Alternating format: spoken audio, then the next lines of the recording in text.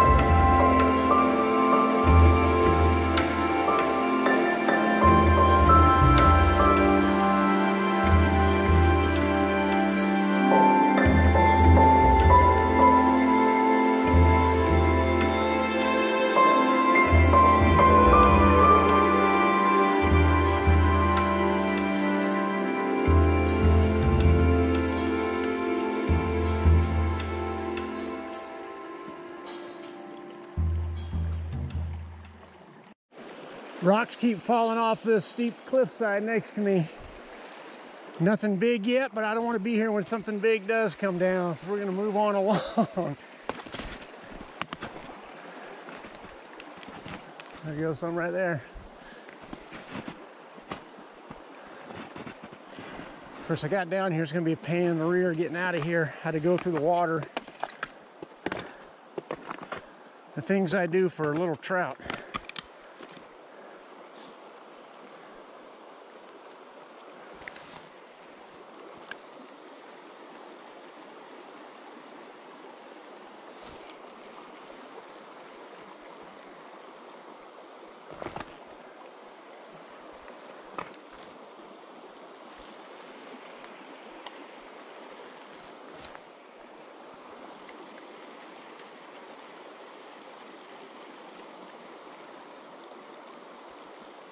Well, there went a fish swimming right there. So there are fish in here in the winter. They just obviously aren't very hungry or don't like what I'm offering. That's a little tiny brown. Probably 8-9 inches, not very big at all.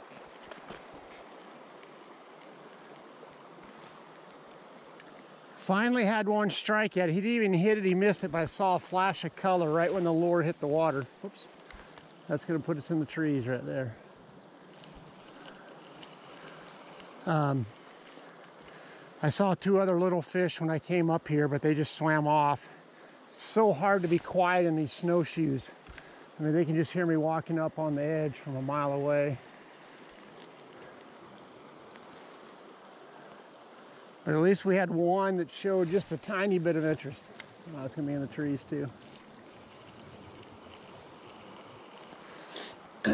I'm getting a little bit of ice in my eyelets, so it's messing up my casting.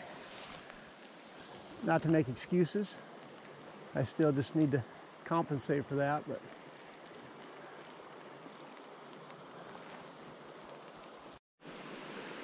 I can see 1, 2, 3, 4, 5, 6, 7, 8 fish in this pool. But they are not interested in anything I've thrown in there. I don't have any live bait. I don't fish with live bait very often because I catch and release more. There's 2 or 3 in there that are decent fish. In fact, that's a cutty right there. I can tell from here. That's probably an 11-inch cutthroat. Oh, and there's a bigger cutty up ahead of him, probably 12, 13 inches. So I'm gonna keep throwing in here for a little bit, but so far everything I've chucked in, they just run away from. We're still fighting a skunk as far as the fishing goes. I just was at a spot on the creek where I must have seen a dozen fish right down here. And again, I threw everything I had at them and they would just basically swim away as soon as they hit the water. So lures and spinner. I threw spinners, 90% spinners. I think I had 1 spoon I threw in. But that's just not what they're interested in, at least not right now, not this time of the day. So I'm gonna take a break and eat lunch. Hopefully I didn't turn around too fast to get you guys seasick. Got the stove going. And on the menu for today is Biscuits and Gravy by Mountain House. So I just started the stove, so it'll take a few minutes to boil. I got the tarp down. Sorry guys, I got the tarp down to keep from getting wet. Got the snowshoes stacked up over here, my pole laying there, and then my backpack. So I've got to fish out my spoon, and then we will add that boiling water as soon as it gets ready.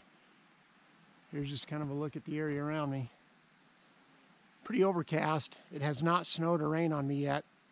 There's a 25% chance of snow, I think, this afternoon. And then by this evening, it climbs to like 40%. So, see what happens. Just had a bald eagle fly overhead right along the creek, but I didn't get the camera out in time. By the time I saw it, it was, I mean, almost right over my head. I wasn't really paying attention. And then by the time I got the camera out and spun around, it would have just been a speck in the sky. But that's pretty cool. All right, guys, Biscuits and Gravy. Inaugural bite here. I got a little bit clump of biscuit, a little bit of sausage. Oh man, that's hot. See if we can do this scalding my tongue.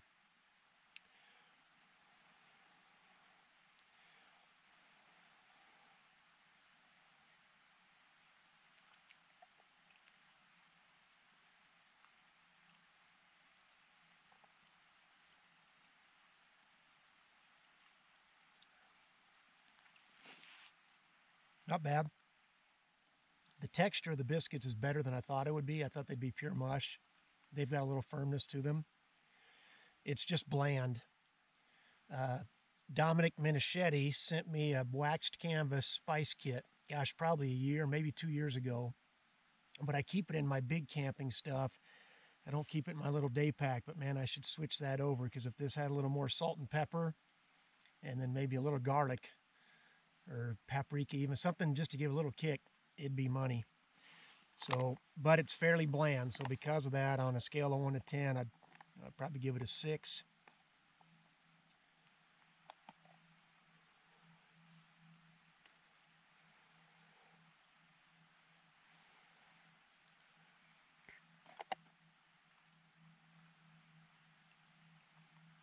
Yeah, probably a 6.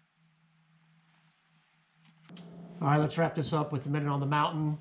We are up to the book of Ecclesiastes, which is, I don't know about you guys, for me, I've struggled with Ecclesiastes many, many times. It's just seems awful depressing at the beginning of the book. If you're not familiar with it, it's Solomon, you know, the wisest man on earth at the time. And he just talks about how he pursued all these things and they ended up being meaningless. He pursued great projects. It was meaningless. He pursued wisdom. That ended up being meaningless. He pursued pleasure. That ended up being meaningless. Now, there's a redeeming part of the book, obviously, but what I want to focus on is chapter 3, and it's verse 11. It says, "He has made everything beautiful in its time." The He is God. So God has made everything beautiful in its time. He has also set eternity in the human heart. So there's something in the way that God designed us, something in the way that He created us, that we wonder what's after this life. I know that there are probably more people who would identify as atheists than ever before, but for all of human history, the majority of people have wondered what's next. What happens after this life? Because God has set eternity in our heart. And I believe the Bible shows us that we can know what happens next. That if we put our faith in Jesus Christ, if we trust that He went to the cross for us, that He paid the debt we should have paid because we're broken, we're sinners, we've rebelled against a holy God. When we put our trust in Him, we can know that our eternity is going to be with Him. And so that's the gospel. That's the good news. But anyway, that's Ecclesiastes chapter 3, verse 14. I hope you guys enjoyed today's video. This is the first video I've posted that's a fishing video that I got skunked. So it was tough. That snow was so loud and crunchy when I was snowshoeing that it was just really hard to get anywhere near the creek without scaring the fish away. I think that was a big part of it. So, but we'll get them next time we're out. And thanks so much for coming along. Hope you guys have a blessed week.